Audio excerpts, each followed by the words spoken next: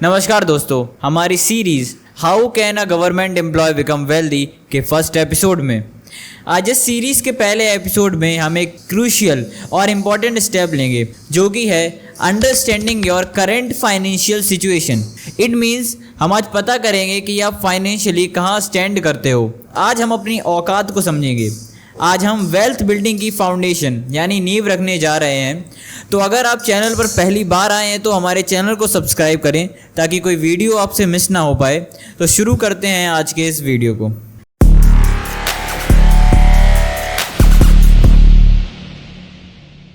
Section 1, important of assessing your finances. अमीर बनने से पहले हमें खुद को यह पता करना होगा कि आप अभी हो कहाँ, यानी अपने income, expenses, debt and saving के बारे में जानना होगा। क्योंकि अगर आपको अपना दुश्मन पता ही नहीं होगा तो आप उसे हराएंगे कैसे। ये ज़रूरी क्यों है? क्योंकि अपनी फाइनेंशियल सिचुएशन को जानने के बाद आप उन एरियाज़ पर काम कर सकते हैं जिन्हें इम्प्रूवमेंट चाहिए है, जैसे आपके एक्सपेंसेस हो गए या आपका डेट हो गया एक्सेट्रा, और अपना एक गोल सेट कर पाएंगे कि आप अमीर क्यों बनना चाहते हैं। क्या आप अपना कोई लोन रीपेमेंट करना चाहते हैं जल्द से जल्द, या आप अपने बच्चे के लिए एजुकेशन फ़ंड जमा कर रहे हैं, या अपने रिटायरमेंट के लिए फंड जमा करना चाहते हैं, या फिर कोई और रीज़न। और अपने गोल को तब तक अचीव नहीं कर पाएंगे जब तक आपको यह पता नहीं होगा कि शुरुआत कहाँ से करनी है, वेयर टू स्टार्ट। दोस्तों 60% व्यूअर्स ने यह वीडियो स्किप कर दी होगी, बट अगर आप अभी तक हमारे साथ हैं सो वेल डन, आपने पहला कदम उठा लिया है। Section 2, knowing your income.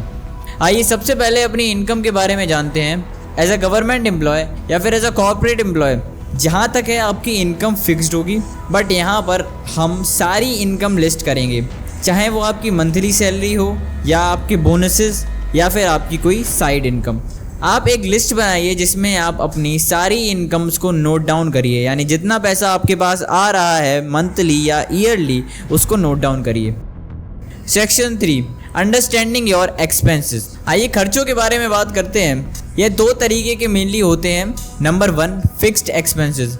यह वो एक्सपेंसेस हैं जिन्हें आप चाह कर भी कम नहीं कर सकते, जैसे आपका हाउस रेंट हो गया, नहीं दिया तो मालिक घर से निकाल देगा, आपका इंश्योरेंस हो गया, आपका लोन पेमेंट हो गया, या आपका स्कूल फीस, नहीं दिया तो आपके बच्चे को स्कूल से निकाल देंगे।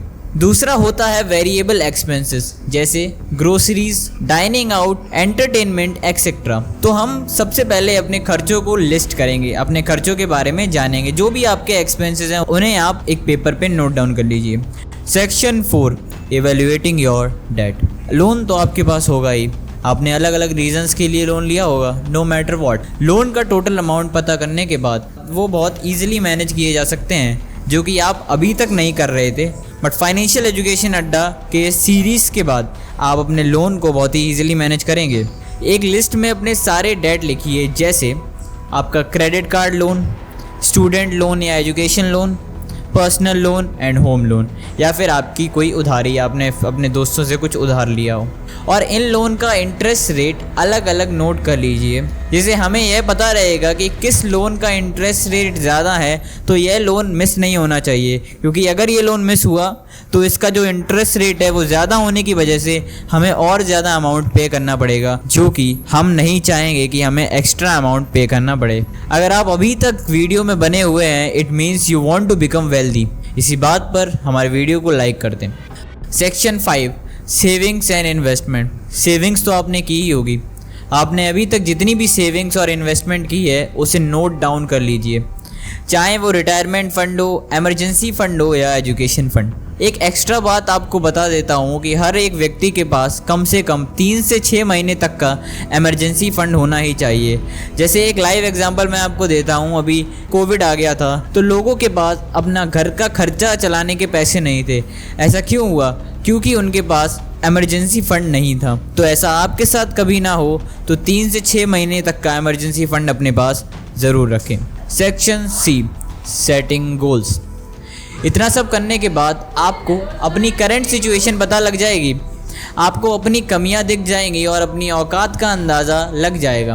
अब आगे क्या करना है? कुछ नहीं, अब हमें अपने गोल को डिसाइड करना होगा कि आपको क्या 10 साल में 1 करोड़ कमाना है या आपको कोई घर खरीदना है या कोई गाड़ी खरीदनी है या अपना डेट पे ऑफ करना है, एक बार गोल सेट हो गया तो हम उसी डायरेक्शन में वर्क कर पाएंगे। क्योंकि इस वीडियो को देखने से पहले आपको ये नहीं पता था कि आपको किस डायरेक्शन में वर्क करना है, बट इस वीडियो के बाद आपको अपने गोल का अंदाज़ा तो लग जाएगा। हमारे साथ वीडियो में बने रहने के लिए धन्यवाद। नेक्स्ट वीडियो में हम जानेंगे बजटिंग टेक्निक, जिससे आप अपने खर्चों को मैनेज कर सेविंग्स कर पाएंगे। वीडियो को लाइक कर दें और अपने फैमिली और फ्रेंड्स के साथ शेयर कर दें, और कमेंट्स में आपके जो भी डाउट हो, जो भी इस टॉपिक से रिलेटेड डाउट हो, वो आप मुझसे पूछ सकते हैं। Thanks for watching.